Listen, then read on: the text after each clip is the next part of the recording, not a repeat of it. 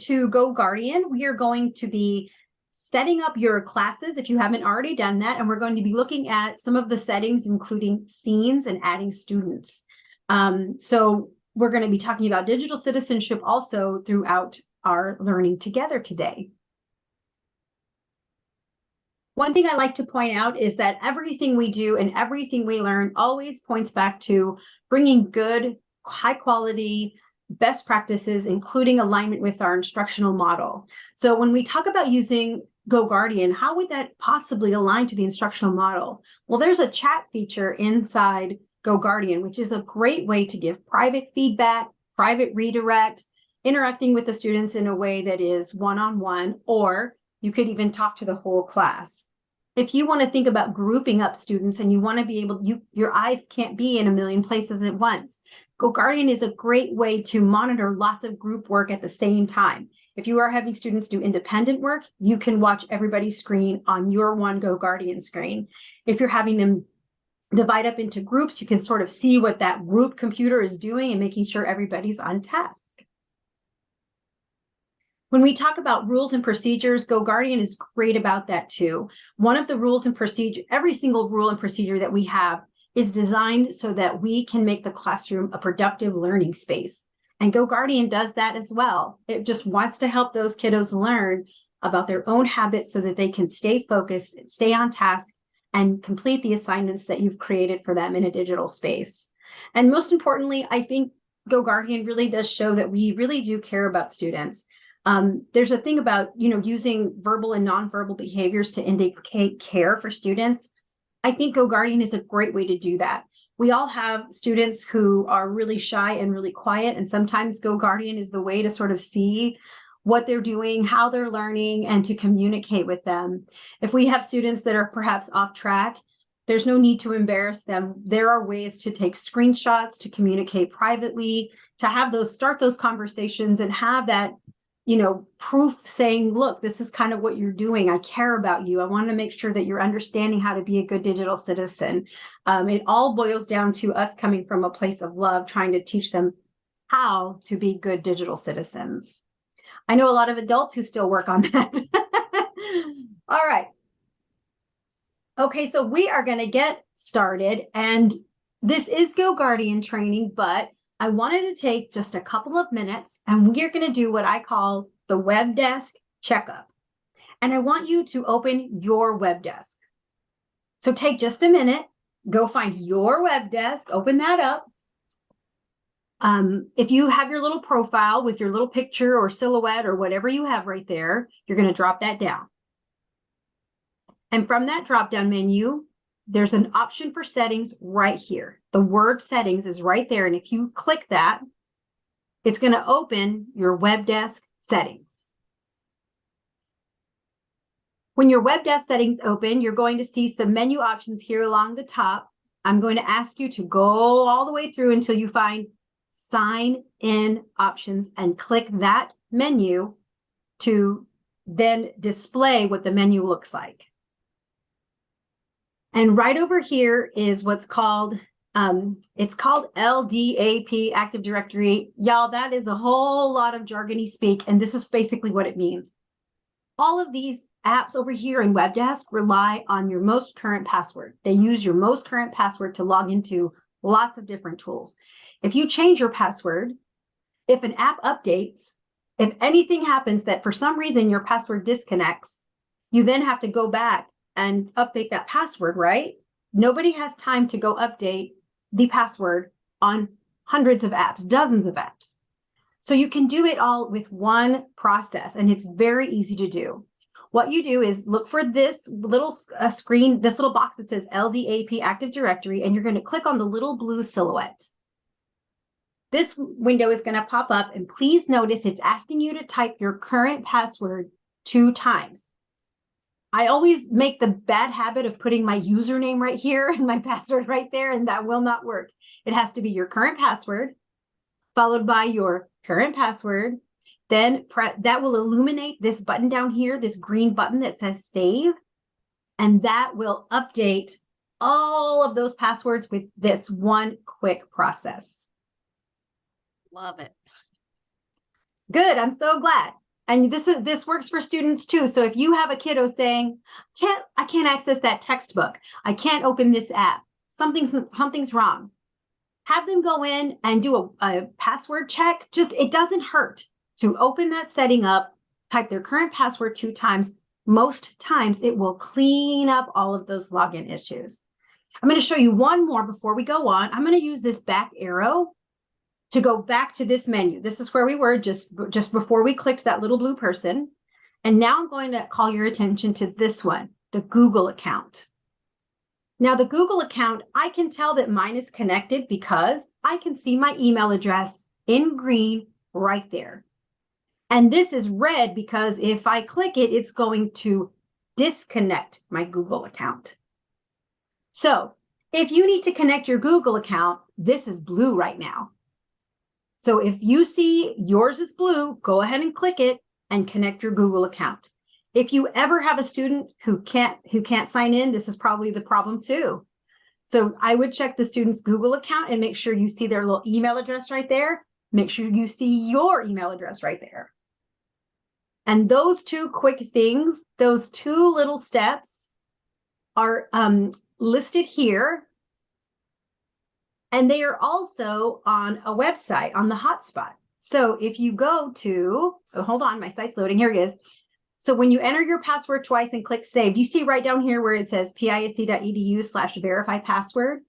Everything that I just showed you, and even in a video, so if you have students who are not able to read but could watch a video and understand this process, there's a video there that walks through those step by step so they can see it as well. And here's the Google account, making sure that it's your Google account is connected and what it should look like. And again, this is also on that website to help students and you if you ever run into any login problems. And selfishly speaking, I did this on purpose because I want to make sure that everybody can sign into GoGuardian successfully. Sometimes we get into this class and teachers can't access everything in GoGuardian, and it's because something's going on with those 2. So I wanted to make sure everybody was having a Webdesk checkup. We're clean, we're ready to go. Just close any little pop-up windows like the settings menu that popped up. You can close that menu. And I want you to look on your Webdesk and find GoGuardian. If you don't already have it launched, please find it now. On your Webdesk screen, it'll look like this.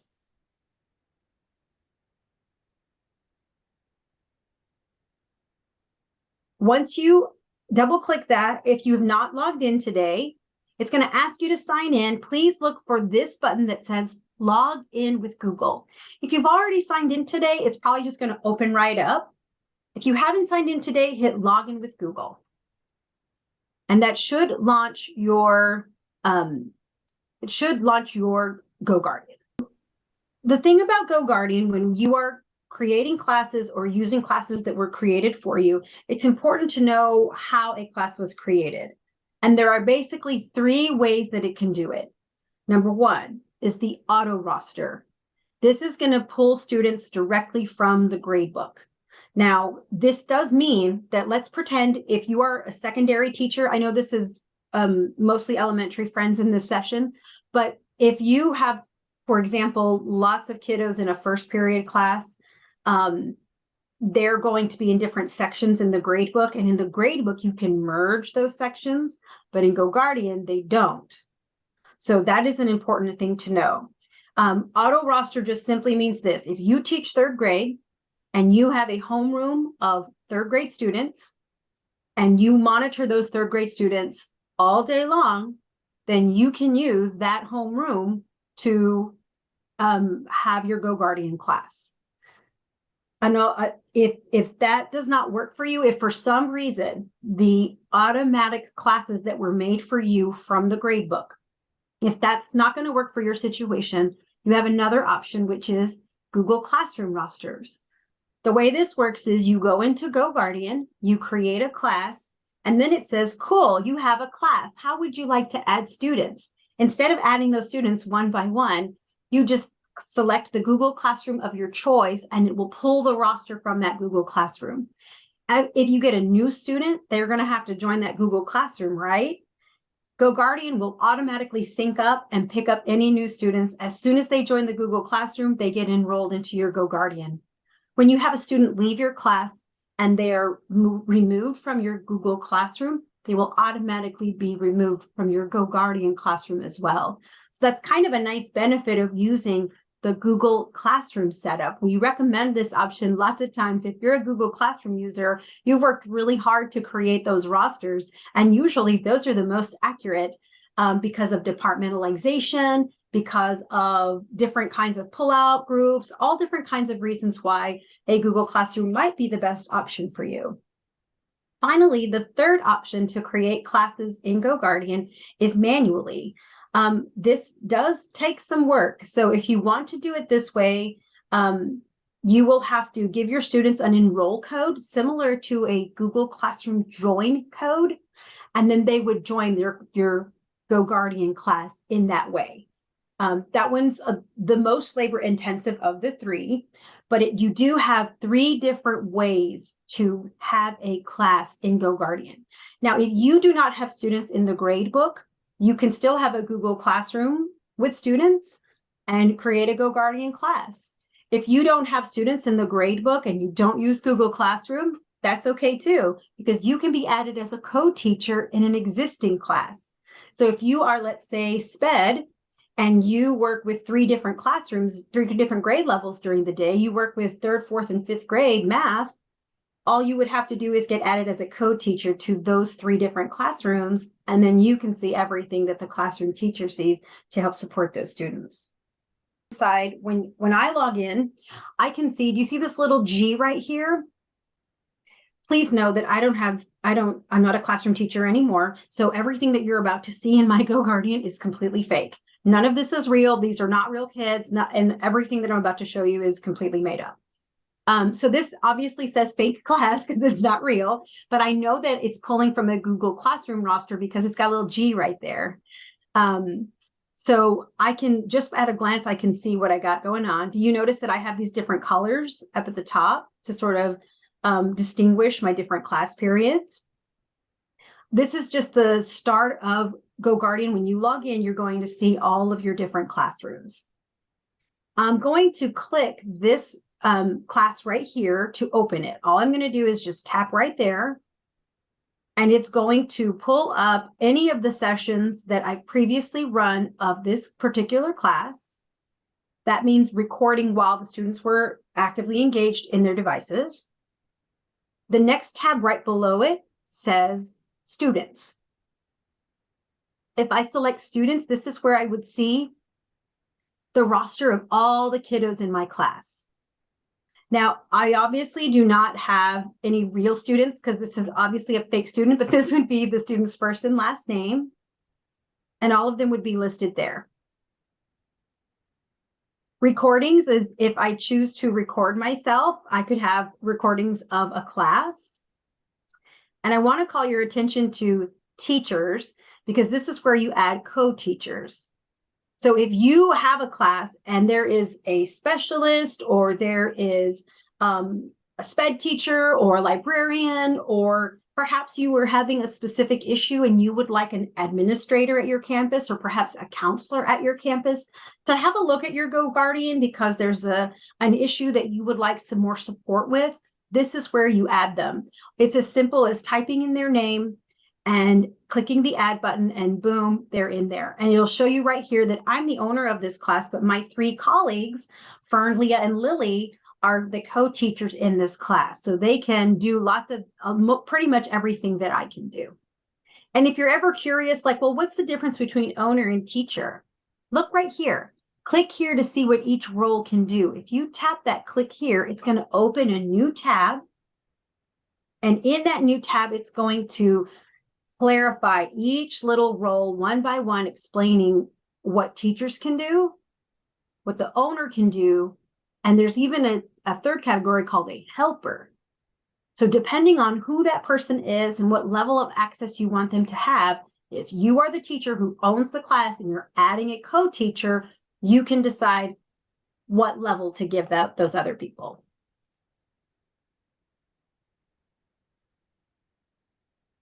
Okay, and then I'm going to go to one more thing, which is settings, and then I'm going to give you 2 minutes to set up some stuff. Here in the settings, I want you to notice info. This is the name of the class, which can be edited there, the subject, the description, default scene. We're going to talk about scenes in just a little bit. You know how I had those different colors at the top? This is where you could choose a color, and you can update your classroom there. I'm going to call your attention to the second tab in the settings area, which is scheduling. Scheduling is really helpful. For example, if I teach elementary school, I'm only going to monitor the children from, let's say, 7:50 till 2:50. If I am teaching at the secondary and this group of students in this first class only have me from 8 to 9 a.m., so I'm going to want to monitor them Monday, Tuesday, Wednesday, Thursday, and Friday from 8 to 9, because that's the only time of day that I see this specific group of students. The nice thing about scheduling is I don't have to do anything. I don't have to turn GoGuardian on. I don't have to remember to start anything in GoGuardian. If at any point during the day, during the scheduled time, if any of my students enrolled in the class open up their Chromebook, it's going to immediately start recording and monitoring what they're doing on those Chromebooks. At the bottom of this screen, you see pisd.edu/GoGuardian. You've probably seen our website is .it, but if you take off the IT and type in GoGuardian, it's going to take you to our PISD hotspot. And everything I'm telling you about GoGuardian and a million other things is on this website. Leah updates this website, y'all. She's amazing, and she takes such good care of this website. It's like, it's received so much praise and accolades, and I give Leah full credit on that. If you'll look right through here, it kind of explains all of the stuff about GoGuardian, how to log in, all this good stuff. This is more information about adding teachers and helpers. And there's more information here about scheduling sessions. Now, it is really important to know that PISD cannot monitor students 24 hours a day. We stop at 4:30. So past 4:30, you cannot monitor a student. So that's a really important thing I like to tell you before you start. I'm going to turn you loose to start doing some scheduling. I'm going to let you loose to do this for the next 2 minutes. But before you do that, please know we cannot monitor past 4:30. That is just out of our range of time. And the other important thing to know is that we cannot monitor any devices other than Chromebooks. We cannot legally monitor home computers, home laptops, phones. We can't even monitor laptops and desktop computers. Those kinds of things are not included in our adoption of GoGuardian. So it really is aligned to Chromebook only. Please work on adding teachers or co-teachers and creating your schedule in GoGuardian.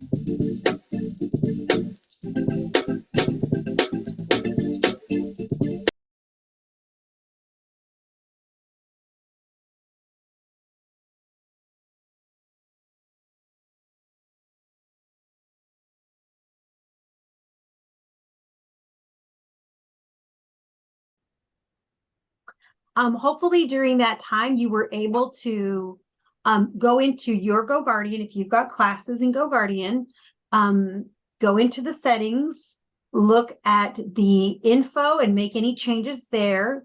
Go into the scheduling and start making some changes there. Also go into teachers and start making some changes there. And you do not have to do all of that in 2 minutes. I just wanted to give you a little time to sort of get a little practice with that, since it's something, it might be something new to you. So I wanted you to be able to try it a little bit. But I also want to point out that anything that you set up is changeable. So if you created a schedule just now and you think about it and you need to change it up a little bit, just go right back into the settings, click scheduling, and change it up. If somebody is listed as a co-teacher and they are no longer working with your students, you can easily come right in here and you see there's a way to remove that little button that says remove, All you have to do is remove them. You can add teachers, you can add admin. There's lots of different ways to maintain this in the way that's best for you. So you can always edit any of these settings. I just wanted you to make sure you knew that they were there. Okay, so the next thing we're going to talk about, we've covered classrooms and how you create classrooms, either taking the ones that were created from Pinnacle, taking ones that are using your Google Classroom roster, or creating them manually and adding students manually with the join code. We talked about going into the settings to make sure you have a schedule and to make sure that you have the co-teachers that you'd like, as well as changing anything like custom colors and things like that. But in the settings, there was something that said default scene. A default scene means exactly that. When the students go into your class during the scheduled time, remember to schedule your GoGuardian classes. When they come into your class and they open up that Chromebook, the scene that you've created for their online learning environment is going to take over on that Chromebook. So what is a scene and how do you create them? Over on the left panel of your GoGuardian, you're going to see scenes right over here. Give that a click, and it's going to take you to this section that has two window panes. We're going to look at the left window pane that says allowed website list. Then we'll look at the other one that says blocked website list.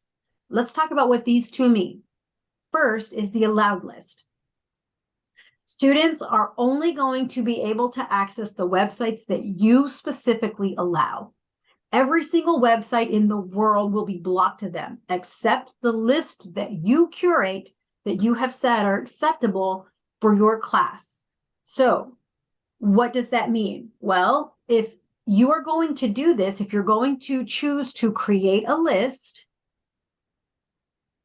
you would need to name it. So let's say I teach third grade, and all day long, these are the websites that I'm okay with.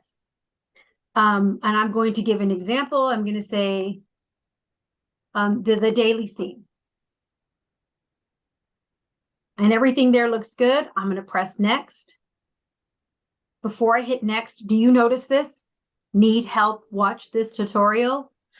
We have tutorials on the Hotspot website. We've got information, but there's tutorials built into GoGuardian as well. So if you ever start doing a scene and you're like, oh gosh, Clara, I've slept since that training, I don't remember what we were supposed to do, you can always come in and watch this little tutorial to guide you through this.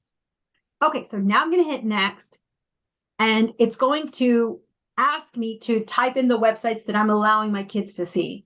And the one that a lot of teachers forget that I'm going to remind you right now is Webdesk. Please make sure that you put in webdesk.pisd.edu, because if you don't put that on the allow list, then the students can't get to all the tiles that they need in Webdesk. You also might find that you forget things like google.com. Google.com, that domain houses everything. Google Classroom, Google Sheets, Google Sites, all the Google-y things are living inside google.com. So you want to allow Google. Think about the URLs for their textbooks. You're really going to have to think about everything that you want to allow if you're going to create an allow list like this. And once you're all said and done, you can hit save. Let me just do this real quick. I'm going to actually create this. So there's Webdesk. It found it. I searched for that URL. It found it. I'm going to hit add, and I'm going to hit save. And I just created a scene. Now, down here are all the other scenes. Again, these are all fake, but you get it.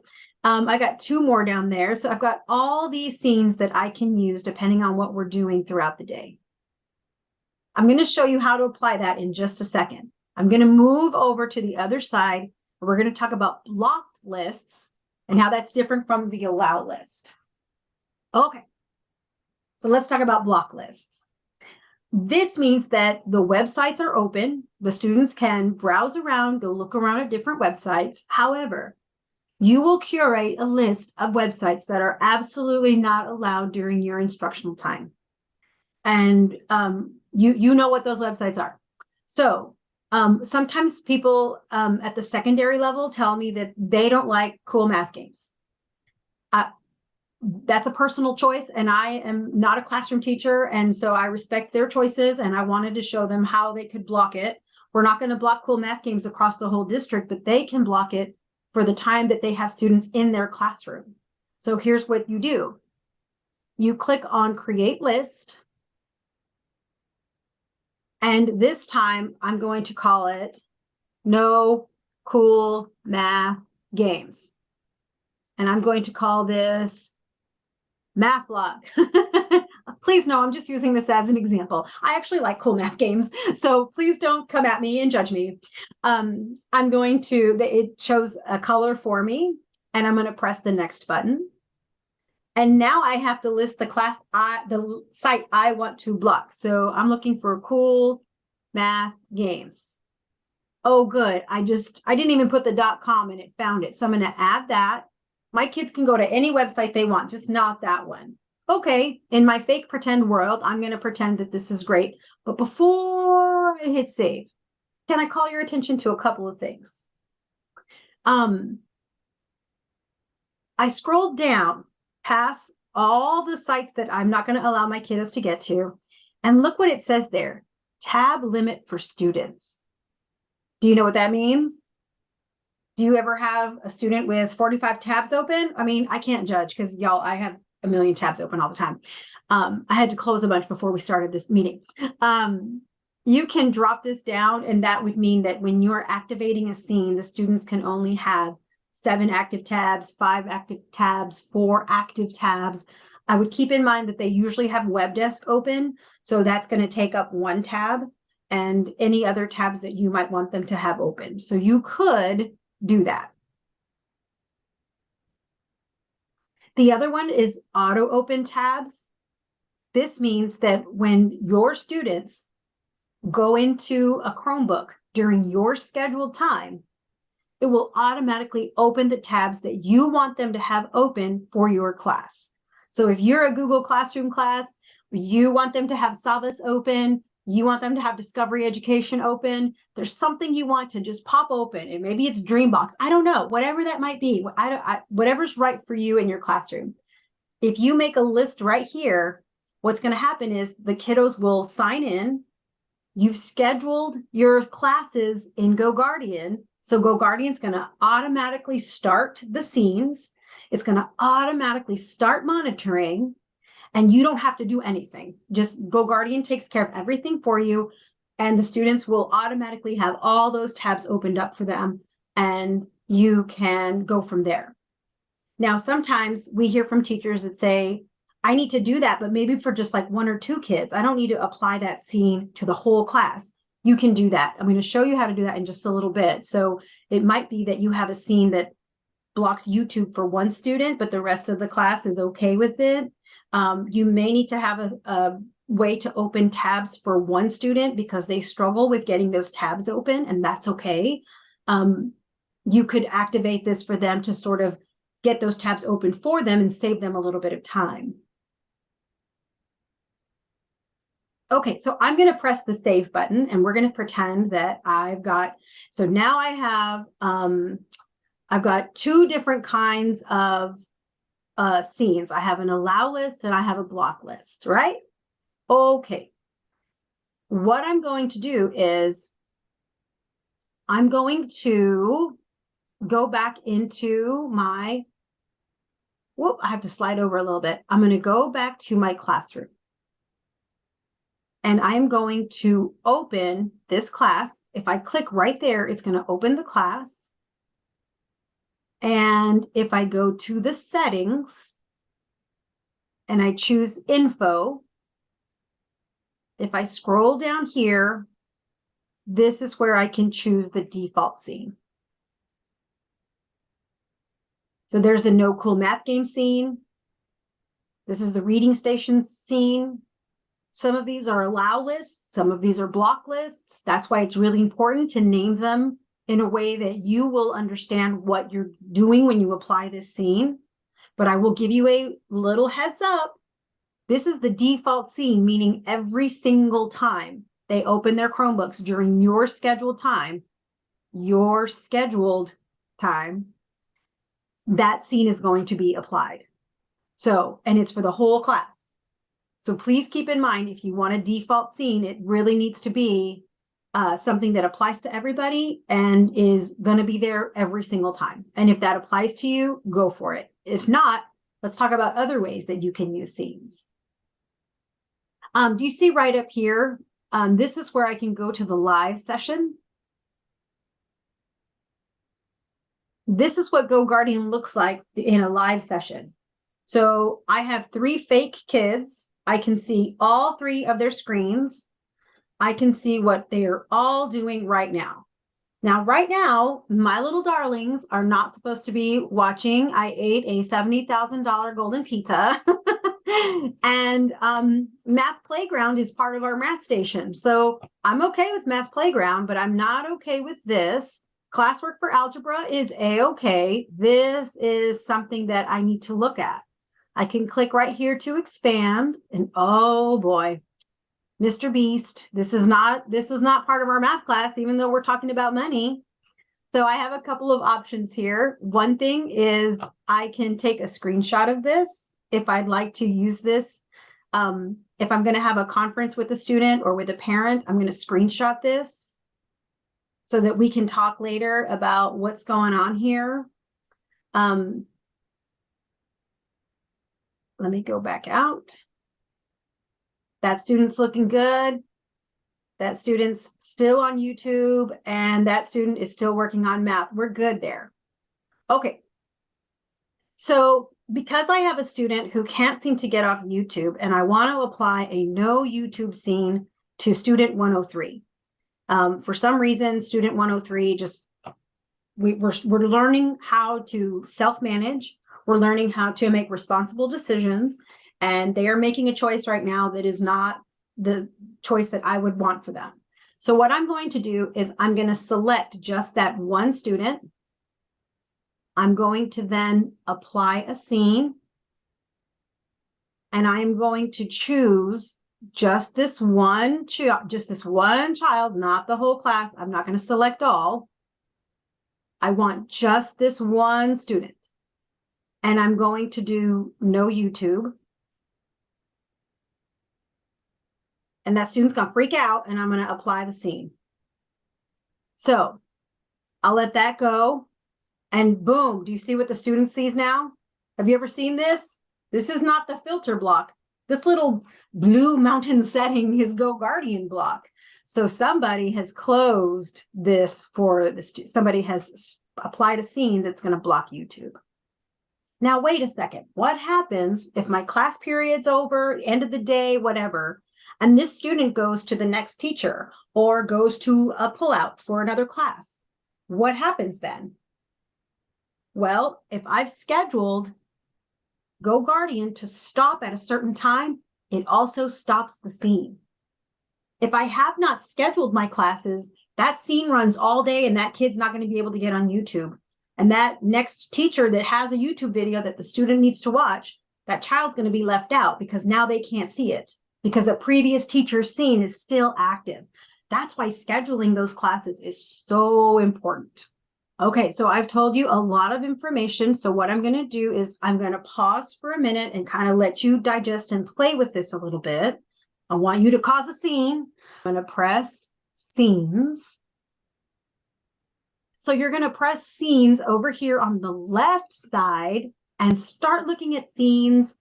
See if this is something that will work for you. See if this is something that you might want to use and how is the best way for you to use it. So take a couple of minutes and let that digest. And when we come back, we'll look at some other monitoring tools inside GoGuardian. If I am inside the class and I see a student doing something that they should not be doing, what happens? Like, does the student get a message? No, nobody will know that you took a screenshot except for you. So, and they all get saved. So that's the nice thing, is that it will not let the student know that you've done that. So when you are in a session and it's running a scene right now where I have student A who got in a subgroup because this student has a scene called no YouTube being activated right now. And you see that they are working on what they're supposed to be doing. So I'm going to let student A, student 103, keep going. There's no scene applied to the students in group B. And this class got split because I put one student in a scene and I put everybody else just regular. They're all working on what they need to be working on. As they are continuing to work, I have the option to turn the chat off and on. The chat is really important. And the first thing I like to say is that the students can never chat with one another. This chat is for teacher to student. The student can also chat back to you. Students cannot talk to one another. Another important thing is, because I have the chat off, the students cannot chat with me. They cannot initiate a chat. That is not a thing. If I turn this on, now we can chat. So there's a little chat bubble down here in the corner. If I select that, do you see I have a little megaphone right there? If I select that megaphone, this is going to send an announcement to the whole class. So everybody's Chromebook at the same time, I'm going to say 5 minutes. Send an announcement, because we're going to stop in 5 minutes. Look at their little Chromebook screens. You're going to be able to see what they see. Do you see the little message pop up right there? Right there, right there. The teacher just sent a message that said 5 minutes, and everybody in the class got that message. So everybody needs to know 5 minutes. And that little megaphone means you're going to do an all call. But what if it's not an all call? Again, we're working with growing digital citizens here. If student 103 was struggling with YouTube, this is where I could come in here and say, I saw you were on YouTube again. Let's chat about staying focused later today. So did the whole class get that message? No, the whole class did not get that message. This one student, 103, got the message, and I've opened chat. So 103 wrote back to me, okay, thank you, miss. And we're going to have a little chat and just say, hey, what made you decide to get on YouTube when you were supposed to be working on your main idea project? Like, let's talk about that, because I'm coming from a place of love. I'm not here as a gotcha. Your instructional time is important to me. I care that you learn. So, and I care so much about you that I had to put a no YouTube filter on, because you're having a little trouble managing yourself. You're having a little trouble being self-aware of what task you need to be doing. So let's make a goal that you are going to stay on task, and I'm going to see you do that, and I'm going to pull that filter off. And maybe if you do complete your work and you want to watch a school appropriate YouTube video and there's enough time, maybe I'll allow that. Or maybe I'll just trust that you have figured out how to self-manage. You're going to make responsible decisions.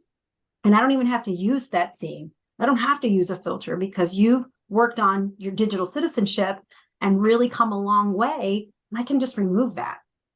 So I want to build this student up. I want to encourage them to get this scene off their back and not have to worry that it's this gotcha tool, because that's not what it's for at all. My job is to help you learn. And right now, a decision that you made is not helping you learn. So that is what we really need to be talking about. If it gets to the point that we need to take screenshots, it's going to save them right inside there. Right now, I only have one, but there would be more screenshots of different students all along the way. But if I want to see all their screens at one time, this is what it looks like. But look at the timelines view. I'm going to show you this real quick. Timelines view shows me all of my students, which they're obviously all fake. But do you see how I can scroll back and I can see what they were doing from 3:55? This student got on YouTube right at the beginning, all the way back here. They got on YouTube at a little before 3:25. And they stayed on it until I applied that scene at almost 4 o'clock. And you can see, boom, there it is. That's where I applied that scene. So that's another way of looking and seeing what is going on, what websites should they all be at this particular time. And you'll notice that it's slowly advancing because it's moving along and showing me what they are supposed to be doing. And I can see it from a different timeline view. One of the tools that is nice in timeline view is called off-task alerts. So right up here, I currently have this setting turned on, but you could also just slide that over to turn it off. And look, do you see it has a little gear right there? That little gear always means settings. So if I tap that, it gives me some information. I told GoGuardian that this was an English class. So it's looking for any websites that do not relate to English class. And it's going to tag it in yellow. Do you see this yellow down here? That is my warning, my off-task alert, teacher only, not kids. Teacher only, you've got somebody off task, teacher. Now, how sensitive do you want that? If I set it to lenient, that means if they go off task for about a minute, I'm not going to get alerted to that. Moderate is if they go off task for 30 seconds, that's when I'll get the alert. Strict is if they go off task for 15 seconds, I'm immediately going to start seeing that yellow line. Woo-hoo, somebody's off task. And I can look right here and go, oh, 103 went off task again. Maybe which they didn't. Sometimes it may not tag it right because again, I tag this as an English class, but that is how that's how off task alerts work. So the timeline history is saved every single day. So you will have student reports over here on the left, where you can choose a classroom, choose a student, and see everything. Or I'm gonna stop the session real quick. Hang on one second. Now that was a great question. What if a sub came in? What happens then? Well, when I close the class, I come in the next day. Here is the whole recording.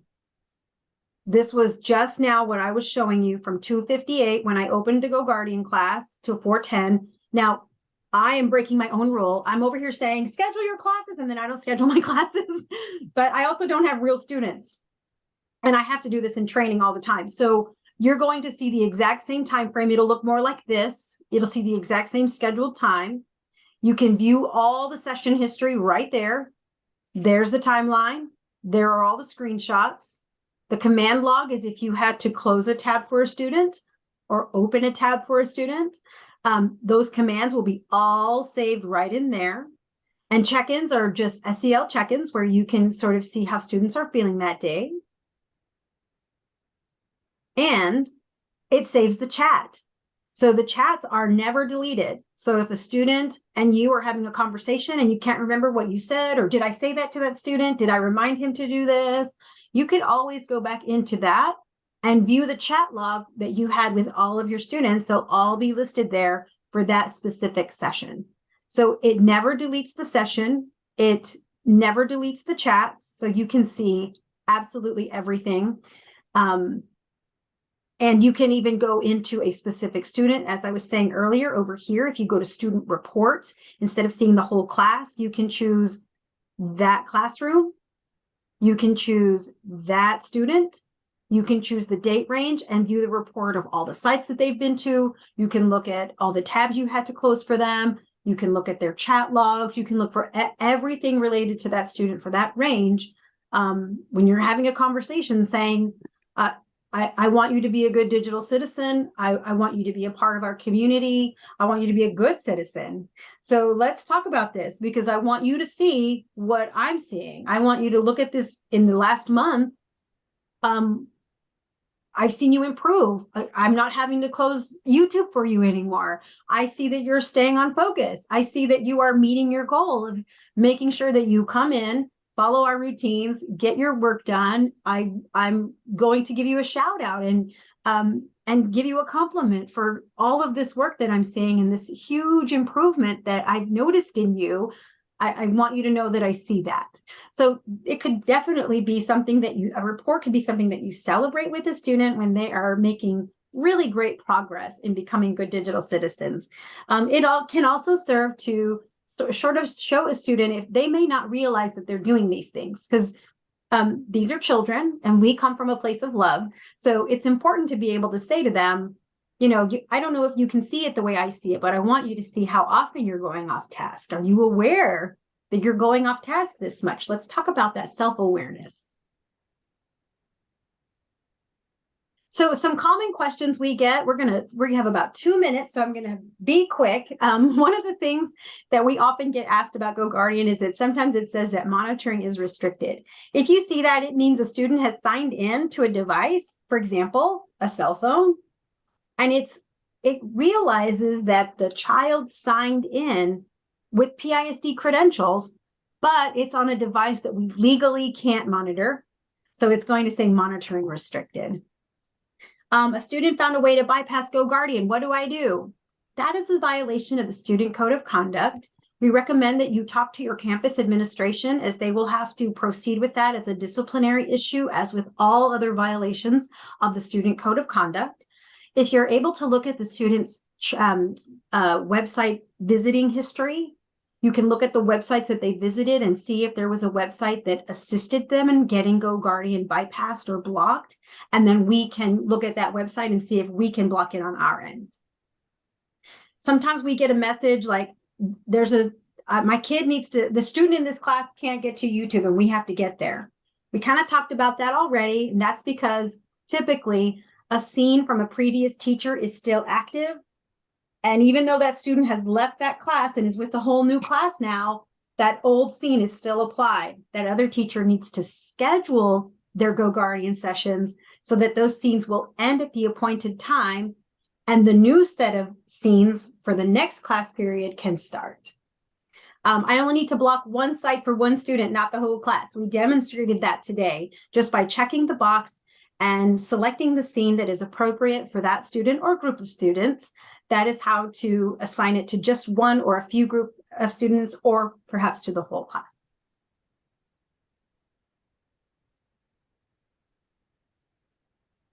So in the chat, will you look at these questions and answer one of them for me? You could opt to answer question 1. What did you learn today that you might share with a teammate? What questions do you have? What really stuck with you? Or what is one action step I can take? Can we use with tablets? Margarita, we cannot use GoGuardian to monitor tablets. Our license agreement with GoGuardian is for Chromebooks only. You as the teacher can use an iPad or even your phone to monitor students. You have lots of options of how you can watch what students are doing, but the devices that are monitored is Chromebook only. Can I monitor students from another class on the same level? You can only monitor students who are in your GoGuardian classroom. So if you have a GoGuardian classroom and you've enrolled the student into that classroom, that is how you can monitor. All of the resources that I shared with you today are listed here. Can you monitor students that are in another classroom if we added the teacher? We are departmentalized and share students. Of course, absolutely. It depends on your setting. If it's a really, really big group and it helps to have them in small little groups to monitor, that's great. But if you're departmentalized and you have a large group of students, all you have to do is be each other's co-teacher, and then you can monitor all of the other classes that they do as well. And everything that I told you today is on our website, pisd.edu/IT. Thank you again for joining us today.